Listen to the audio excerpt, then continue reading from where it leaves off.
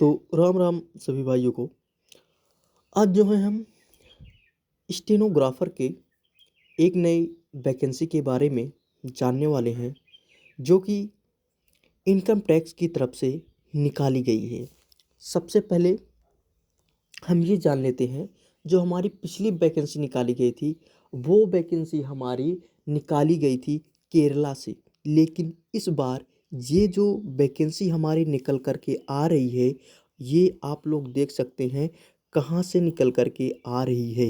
ये वैकेंसी हमारी निकल कर के आ रही है आंध्र प्रदेश और तेलंगाना से निकल कर के आ रही है। आप लोग यहाँ पर देख सकते हैं कि ऑफिशियल साइन भी आईआरएस का लगा हुआ है। आईआरएस जो है के रवि किरण है, personal commissioner of income tax in situ. ठीक है, आप लोग यहाँ पर देख सकते हैं। ठीक है, यानी कि ये जो हमारी वैकेंसी निकल करके आई है, ये इनकम टैक्स तेलंगाना की तरफ से निकल करके आई है।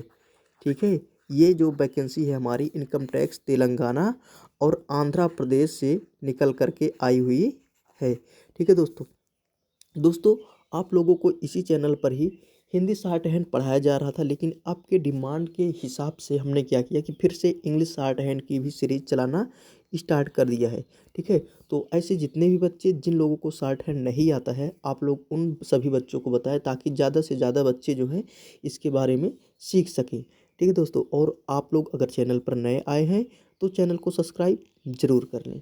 तो चलिए दोस्तों, अब हम अपने आगे की तरफ देखते हैं, आगे की तरफ हमारा क्या है। ठीक है, अब इन्होंने बताया है कि अप्लाई कैसे करना है। ठीक है, अब यहाँ पर देखिए कि इन्होंने ये बताया है कि यहाँ पर अप्लाई कैसे करना है।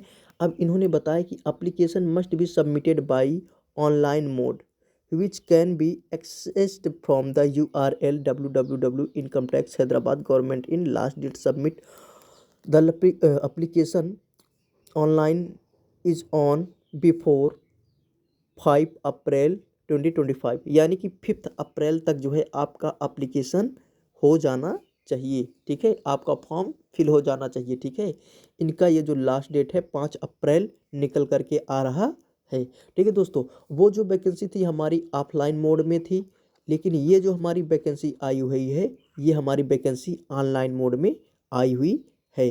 ठीक है, अब यहाँ पर देख लीजिए क्या लिखा है।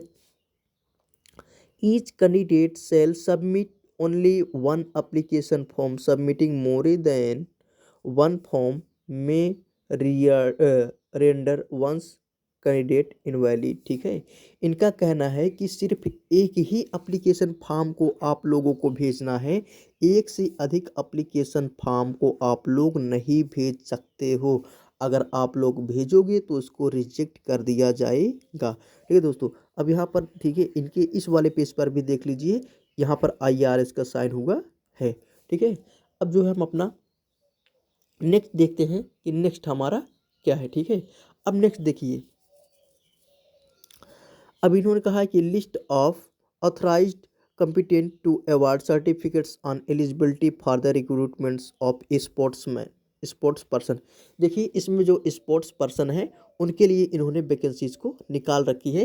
हालांकि आगे चीज़ें क्लियर हो जाएंगी कि इट्स स्पोर्ट्समैन के साथ साथ क्या नॉर्मल आदमी भी फिल कर सकता है। हाँ, ठीक है, तो इनके बारे में आगे हम लोग देखने वाले हैं। तो यहाँ पर देखिए कंपटीशन कैसी प्रतिस्पर्धा रही है। यहाँ पर इन्होंने बताया है इंटरनेशनल इंटरनेशनल प्रतिस्पर्धा। देखिए अब इसमें इन्होंने बताया कि secretary of the national federation of the game concerned. ठीक है, फॉर्म ए, उन लोगों को क्या पढ़ना है, फॉर्म ए देखना। ठीक है, अब जिसने यहाँ पर राष्ट्रीय स्तर पे लीड किया हो, ठीक है, कोई गेम को खेला हो। अब यहाँ पर इंटर यूनिवर्सिटी टूर्नामेंट, ठीक है, जिसने खेला हो। National sports game for school, ठीक है, इसको जिसने खेला हो। खेलो इंडिया यूनिवर्सिटी गेम्स, खेलो इंडिया यूथ गेम्स, खेलो इंडिया विंटर गेम्स, खेलो इंडिया पैरा गेम्स। अगर इसमें भी आप लोग कभी खेले हुए हैं और उसका सर्टिफिकेट आप लोगों के पास है तो आप लोग इसमें आसानी से अप्लाई कर सकते हैं। ठीक है दोस्तों, और उन्होंने बताया कि किसके किसके लिए कौन कौन सा फॉर्म यूज़ करना है। इनके लिए फॉर्म, नेशनल वालों के लिए फॉर्म 2 और इंटर यूनिवर्सिटी टूर्नामेंट के लिए 3, national sports game for school के लिए 4 और खेलो यूनिवर्सिटी खेलो इंडिया यूनिवर्सिटी गेम्स, खेलो इंडिया यूथ गेम्स, खेलो इंडिया विंटर गेम्स, खेलो इंडिया पैरा गेम्स, इन सब के लिए ये फॉर्म नंबर 5 फिल करने के लिए बताया गया है। ठीक है, अब यहाँ पर देख लीजिए इन्होंने वैकेंसी को फॉर्म को कब निकाला। The order of preference given in para 6 consolidated OMD OPT 17/0 17/8 14/14 47/72 dated 4th March 2024 will be followed in the selection process. Further, the candidates will be evaluated based on the participation in recognized tournaments events and held between calendar years 2020 and 15/3/25। ठीक है, यानी कि अगर इसके बीच में अगर आप लोग गेम खेले हुए तो भी कोई बात नहीं है, आप लोग फॉर्म अप्लाई कर सकते हैं। ठीक है, उसको उसके लिए आप लोग जो है एनेक्चर 1 देखना पड़ेगा। एनेक्चर ए नहीं, ये पूरी PDF फाइल ही हमारे व्हाट्सएप ग्रुप में डाल दी जाएगी, आप लोग यहाँ से इसके पूरा नॉलेज ले सकते हैं। ठीक है दोस्तों, पूरा नॉलेज आप लोग यहाँ पर ले सकते हैं। अगर व्हाट्सएप ग्रुप से अगर नहीं जुड़े हैं तो जुड़ जाएं। ठीक है, अब आगे की तरफ हम लोग देखते हैं। ठीक है, अब यहाँ पर देखिए एलिजिबिलिटी कंडीशन दिया गया है। अब यहाँ पर एज लिमिट ऑन 1/1/2025। ठीक है, name of the post stenographer post और टैक्सी असिस्टेंट के लिए। ठीक है, स्टेनोग्राफर और टैक्स असिस्टेंट के लिए इन्होंने कहा है 18 ईयर से 27 ईयर होना चाहिए 1/1/2025 तक। ठीक है, 1/1/2025 तक जो है आपकी एज जो है कितनी होनी चाहिए, 18 ईयर से 27 ईयर्स तक होनी चाहिए। और इन्होंने मल्टीटास्किंग स्टाफ की जो वैकेंसी निकाली है 18 से 25 ईयर इनका मांग रखा है। और इसके बाद जो इन्होंने एजुकेशनल क्वालिफिकेशन के बारे में बताया तो यहाँ पर आप लोग देख सकते हैं एजुकेशनल क्वालिफिकेशन। ठीक है, यहाँ पर देखिए 12th pass or equivalent from a recognised university और बोर्ड। भाई साहब यहाँ पर वही SSC वाला फंडा है कि 12th पास आप नॉर्मली रहें। ठीक है, स्टेनोग्राफर ग्रेड 2 के लिए है। ठीक है, ये क्वालिफिकेशन। ठीक है, अब यहाँ पर आप लोग देख सकते हैं कि किन के लिए कौन कितनी कितनी वैकेंसियाँ खाली हुई हैं। ठीक है, आप लोग यहाँ पर देख सकते हैं। ठीक है, एथलेटिक्स में अगर हैं तो 3 वोमेन के लिए 3 मैन के लिए, बैडमिंटन में है तो 2 दोनों के लिए हैं, और बिलियर्ड्स एंड स्नूकर्स के लिए 1 है मेन के लिए, वुमेन के लिए 0 है। बास्केटबॉल में अगर आप लोग देखते हैं तो 4 है मैन के लिए, वुमेन के लिए 0। बॉडी बिल्डिंग में क्या है, 1 है आदमी के लिए और वुमेन के लिए 0 है। और ब्रिज में आप लोग अगर देखते हैं तो इसमें 1-1 दोनों के लिए है। कैरम्स में अगर आप लोग देखते हैं तो 1-1 दोनों के लिए है। चेस में अगर देखते हैं तो 1-1 दोनों के लिए है। क्रिकेट में देखते हैं तो मेन के लिए 4 है, वुमेन के लिए 0 है। फुटबॉल में अगर देखते हैं तो मेन के लिए 4 है, वुमेन के लिए 0 है। हॉकी में देखते हैं तो मेन के लिए 4 है, वुमेन के लिए 0 है। कबड्डी में देखते हैं तो वुमेन के लिए 0 है और मेन के लिए 4 है। और स्क्वैश में देखते हैं तो 1 जो है मेन के लिए है, 1 जो है वुमेन के लिए है। स्विमिंग में अगर आप देखते हैं तो 2 जो है मैन के लिए है, 2 वुमेन के लिए है। और टेनिस में अगर आप लोग देखते हैं तो 2 जो है मैन और 2 वुमेन के लिए है।